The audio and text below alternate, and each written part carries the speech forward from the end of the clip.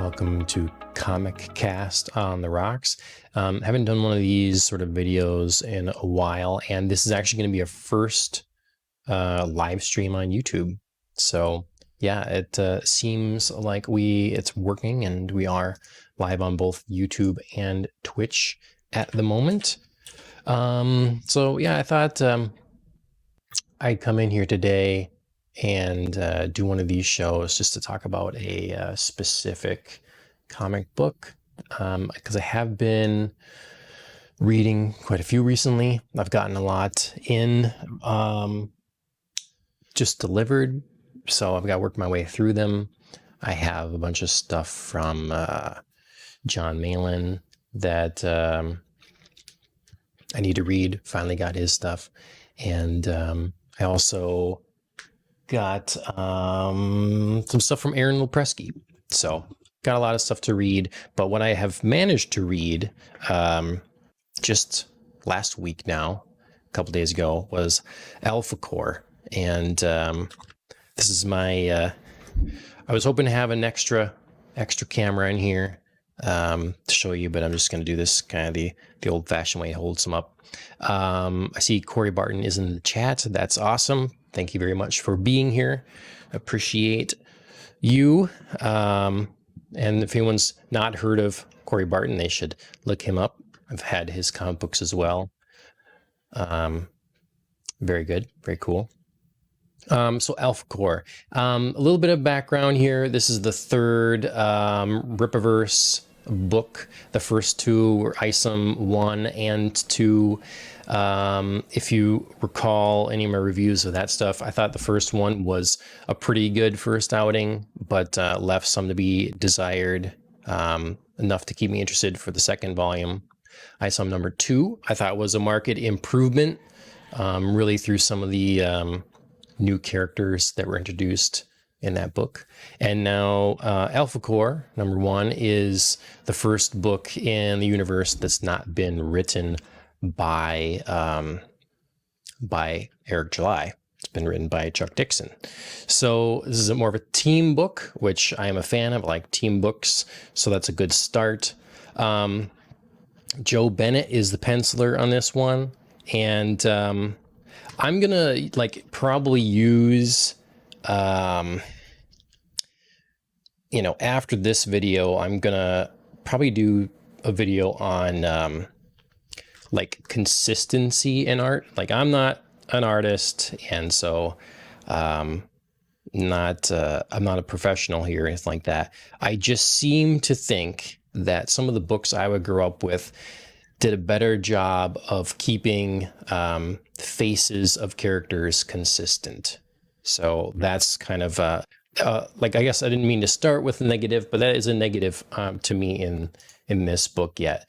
Going from looking at the one character and then, a few pages over and they look quite different, it is a pretty highly detailed art here, so I can understand that, but it does bother me. So I guess that's my biggest knock of the book so far, is the art still in places is not what I'm looking for, but there are other moments that are done quite well. Comic looks, it looks modern. The style, colorful, but as far as some positives, when it comes to story, I was really hooked pretty quickly at the story. I read a book I talked about recently on here as well that kind of did the I've been going on about exposition in comics and in anime a lot, and having lazy or chunky exposition. And I read a comic recently where they were trying to introduce all the superheroes and the villain, and it just came across as everybody calling out each other's names, telling each other their powers, and it just didn't read as a realistic situation at all. So this book in Alphacore, I think they handle the characters, their abilities, what they're able to do well. They don't just explain it all to you. MJ is in the chat in Twitch. Oh, MJ Honeybee, yeah, she's a Twitch streamer, good friend. She does Dead by Daylight streams. She is going to be live soon on Twitch. So when I'm done here, if you're interested in that, you should make sure to go and check her out. Corey Barton in the chat, art consistency is hard in comics. Yeah, I can understand, like it's a lot of people, especially in like kind of Western comic book, I don't know, fandom here, criticize manga pretty heavily, it seems, for its simplicity. But it seems to me then you can get more of that consistency. And I guess take your pick. But I would personally rather have something that's a little extra stylized, a little more simplistic, but can have some sort of consistency than kind of being something that's higher detailed and sort of jumps all over the place, That's just me, maybe. But what I was alluding to earlier is I do want to go through some of my old books. I'm just gonna like take pictures of one character's face throughout the issue and do that for a few different books that I've loved in the past or whatever, and see if it's a rose tinted glasses thing. Like if I just overlooked all that as a kid and whatever, and now I'm just being pickier as an adult, or what. Corey says manga is great. There is some amazing detailed manga too. Yeah, for sure. Yeah, we kind of get used to a lot of the popular stuff being sort of this released every a chapter released every week shonen type of thing. But yeah, there's absolutely some more highly detailed stuff. I haven't read it yet. It's a manga adaptation of something from blanking on his name. I keep doing that Cthulhu guy. You'll know who I mean out there. Oh, Lovecraft, H.P. Lovecraft. It's like Mountains of Madness, and so I have manga adaptation of that, and that's very detailed art. Let's see, what else can I say? So the story got going really fast, and here they introduced a couple villains pretty quickly. I liked the that they really didn't hold your hand. It both moved quickly from event to event in a logical manner, and then paced it out well between story and action. So we kind of kept going from action to new development with the bad guys to some sort of plot moving forward or character moments. So I liked it a lot. It kind of twisted and turned in some ways I didn't expect. And they, there's a couple of surprises in there, some characters that you just get introduced into this, and then they kind of make you care about them emotionally. So I liked that a lot. There is this big fire guy that actually has a pretty cool battle. So I like that a lot. I will say part of my complaints about Western comics sometimes these days is the action sequences being short. I know in like manga, you can kind of complain that maybe the action sequences are too long. There were a couple battles in this that felt like a good, happy medium. There were a couple that were a little too brief, maybe, but then there were a couple that were drawn out a little bit more. So I like that as well. They also did a good job of setting up the heroes being flawed in this. There's definitely some people that make mistakes, Here our heroes make mistakes. They're not. So we're already adding some depth to the characters. So I also want to give like a little bit of background, just where I'm coming from. Like I said, this is Chuck Dixon. I know he's a prolific comic book writer.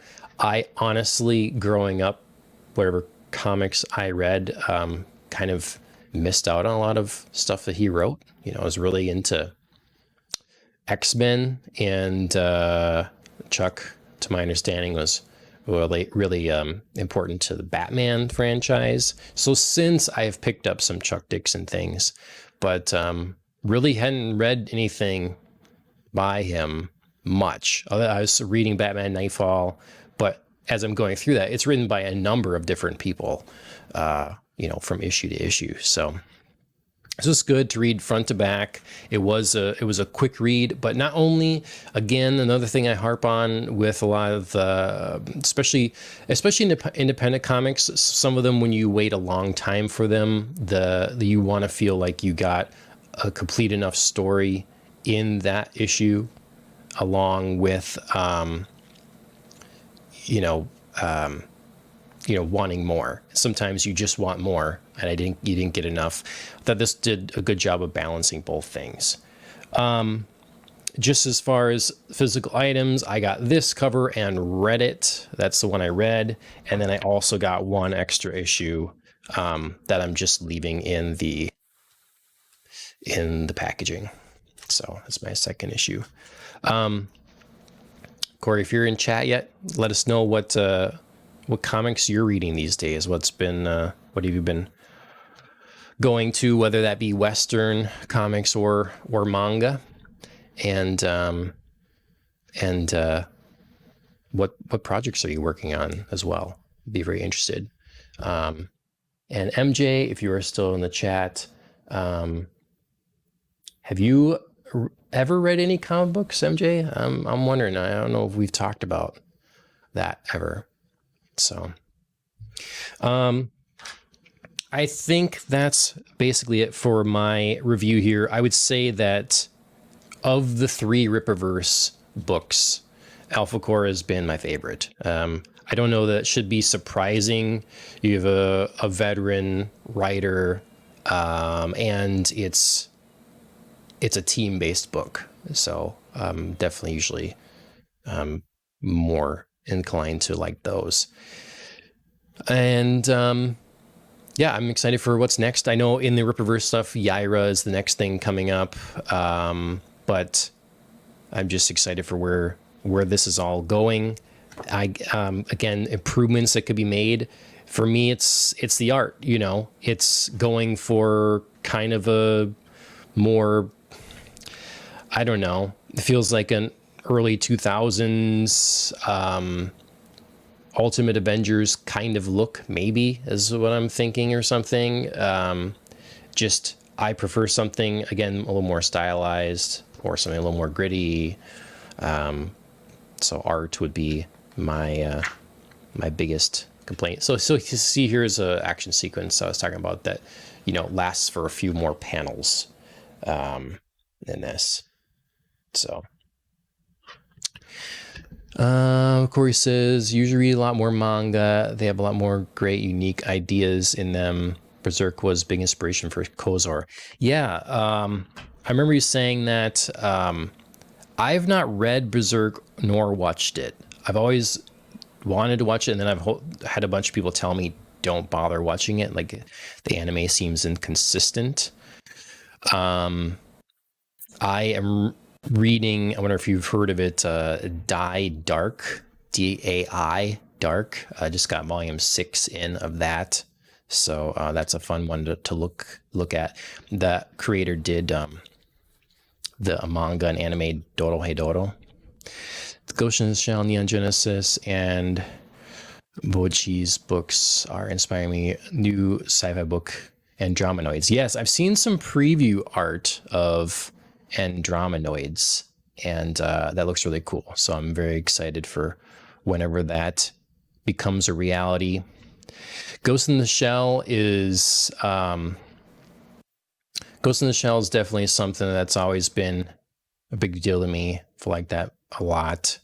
And hot take, I actually enjoyed the Scarlett Johansson movie version. I know that's not a popular opinion, but I did like that as well. And then Neon Genesis Evangelion, I've only seen some of it. Berserk manga, a lot of detailed art. First original anime of Berserk was great. there was another studio that's done 3D anime. Yeah, not as good. Oh, you love the new Ghost in the Shell movie? Okay. See, I mean, there was a lot of hate for the casting of Scarlett Johansson, but I thought they nailed the feel of that classic movie. It just, some of the scenes were right out of it. The music was great. Yeah, big fan. Let's see here. Corey, I don't know if you have any stuff up about, like, when, do you have any idea when we can expect Andromenoids?